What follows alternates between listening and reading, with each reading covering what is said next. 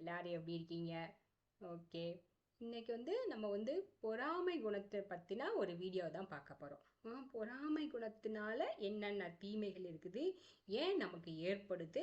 அதிலிருந்து எப்படி நம்ம வெளியே வர்றது? அப்படிங்கிறத பத்தின வீடியோ தான் இது. முதல்ல பொறாமை குணத்தினால நம்மளுக்கு என்ன பாதிப்பு வருது அப்படிங்கிறத ஒரு சின்ன கதை மூலயமா நம்ம தெரிஞ்சுக்கலாம். ஒரு ஊரில் ஒருத்தர் கடுமையாக தன்னோட இஷ்ட தெய்வத்தை வேண்டி கடுமையாக தவம் இருந்து ஒரு வரத்தை வாங்குறாரு. அந்த தெய்வம் அவருக்கு ஒரு சங்கு கொடுக்குறாங்க. சங்கு அந்த சங்கு எப்படியாப்பட்டதுன்னா, அவருக்கு என்ன வேணுமோ அதை வேண்டி இந்த சங்கு ஊதுனா அது கிடைச்சிரும். ஆனால் அதே மாதிரி 2 மடங்கு பக்கத்து வீட்டுக்காரங்களுக்கு கிடைக்கும். அவர் சரி உடனே சந்தோஷப்பட்டு அந்த சங்கை தனக்கு நல்ல அரண்மனை மாதிரி வீடு வேணும் அப்படி சொல்லிட்டு நினச்சி அந்த சங்கை ஊதுறாப்படி. அவருக்கு நல்ல வீடு கிடச்சிருச்சு. பக்கத்து வீட்டுக்காரங்களுக்கு அதேமாரி 2 வீடு கிடச்சிருச்சு. அப்புறம் எனக்கு நல்ல யானை வேணும் அப்படின்னு நினச்சி ஊதுறாங்க. உனக்கு ஒரு யானை வேணும் அப்படின்னு நினச்சிட்டு சங்கம் ஊதுறாப்படி. உடனே இவருக்கு ஒரு யானை கிடச்சிருச்சு.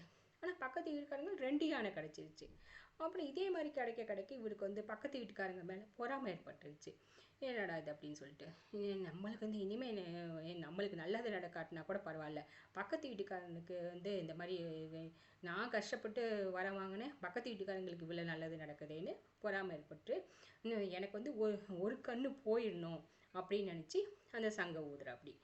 இவருக்கு ஒரு கண்ணு போயிடுச்சு. அதே மாதிரி பக்கத்து வீட்டுக்காரங்களுக்கு 2 கண்ணும் போயிடுச்சு. இப்போ 2 கண்ணும் போன உடனே அவங்க தடுமாறி அந்த குடும்பத்தில் இருக்கிறவங்க எல்லாத்துக்கும் 2 கண்ணும் போயிடுச்சு. அப்போ தடுமாறி இப்போ கிணத்துல விழுந்து இதாயிடுறாங்க.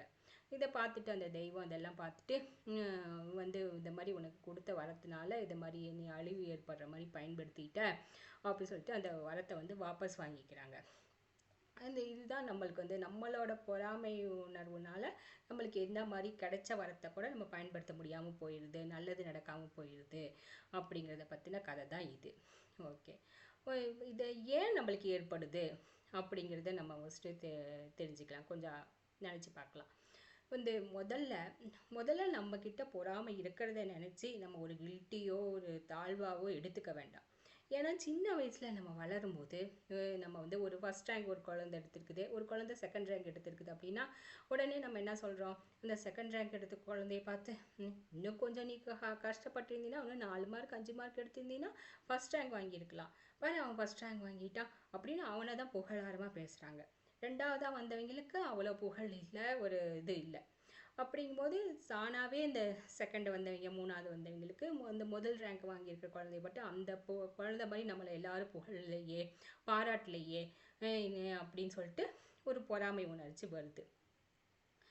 இது இப்படியே நம்ம எல்லா விஷயத்தையும் சின்ன வயசுலேருந்து ஒரு ஆஃபீஸில் ஒரு எதை பண்ணும்போது ஒரு சமையலில் எதை பண்ணும்போது நம்மளோட ஒருத்தவங்க பெட்டராக பண்ணுறதை வச்சு பாராட்டும் போது நம்மளுக்கு அவங்க மேலே ஒரு கோபமோ ஒரு பொறாமையோ நம்மளுக்கு தானாக வந்துடுது.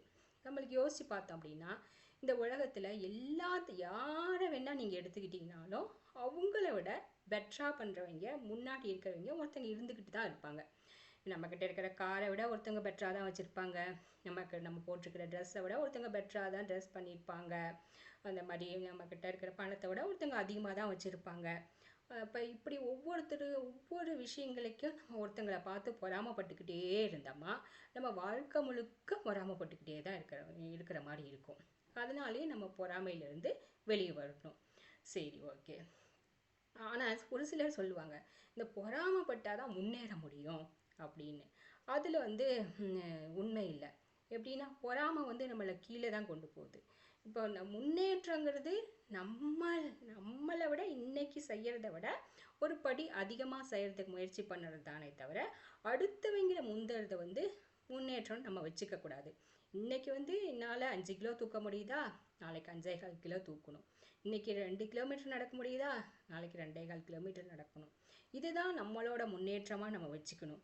அப்போ தான் நம்ம முன்னேற முடியும். நம்ம என்னென்ன விஷயங்களில் முன்னேறலாம் நினைக்கிறோமோ அதில் ஏற்கனவே முன்னேறி இருக்கிறவங்களை பார்த்து நம்ம டிப்ஸ் எடுத்துக்கலாம். அவங்க எப்படி முன்னேறினாங்க அப்படின்னு அவங்ககிட்ட டிப்ஸ் எடுத்துக்கலாம். அதுக்கு அவங்க வெற்றி வேற, வெற்றி பாதை வேற, நம்மளோட வெற்றி பாதை வேற அப்படிங்கிறத நம்மளை புரிஞ்சுக்கணும். கடவுள் ஒவ்வொருத்தரையும் தனித்தனி பெருமையோட தனித்தனியாக தான் படைச்சிருக்கிறாரு. ஒருத்தர் ஜாதகம் மாதிரி கூட இன்னொருத்தர் ஜாதகம் இருக்காது, எல்லாம் தனித்துவமானது. ஒருத்தரோட வெற்றி வேற, இன்னொருத்தரோட வெற்றி வேற. அப்படின்னு நினைக்கும் போது அவங்க வெற்றியை நம்ம முந்தி போனாதான் நம்மளோட வெற்றின்னு நம்ம நினைக்க மாட்டோம். அப்படி பட்ட எண்ணம் நமக்குள்ளே வந்த பின்னாடி நம்ம அவங்க மேலே பொறாமை உணர்வு இல்லாமல் ஒரு நட்புணர்வு ஏற்படும். அந்த நட்புணர்வுனால அவங்கக்கிட்ட நம்ம பழகி அவங்க என்னென்னலாம் டிப்ஸ் வாங்கி எப்படி எப்படியெல்லாம் அவங்க முன்னேறுறாங்கன்னு டிப்ஸ் வாங்கி நம்மளோட லைஃப்பில் நம்ம முன்னேற முடியும். ஓகே ஃப்ரெண்ட்ஸ், இதை ஃபஸ்ட்டு புரிஞ்சுக்கங்க. முதல்ல மற்றவங்களோட வளர்ச்சியை பார்த்து நம்ம சந்தோஷப்படுறதுக்கு பழகிக்கணும். அந்த சந்தோஷம் தான், அந்த பாசிட்டிவ் எனர்ஜி தான் நம்ம மனசை சந்தோஷமாக வச்சு நம்ம முன்னேறதுக்கு நம்மளுக்கு உதவிகரமாக இருக்கும். ரெண்டாவது, நம்ம அடுத்தவங்களை பார்த்து பொறாமப்படும் போது அவங்கக்கிட்ட இருந்து நம்மளுக்கு ஒரு நட்புணர்வு ஏற்படாது. அதனால நம்மளுக்கு எந்த உதவியும் வச்சு நம்ம முன்னேற முடியாது. அவங்க மேலே பொறாமை உணர்ச்சி இல்லாமல் நட்புணர்வு ஏற்பட்டாதான் அந்த நட்புணர்வுனால நம்மளை நாமே முன்னேற்றம் பண்ணிக்க முடியும். இதை நம்ம ஃபாலோ பண்ணணும். ஓகேங்களா? Okay friends, be happy. வாழ்க வளமுடன். இன்னொரு வீடியோவில் சந்திக்கலாம்.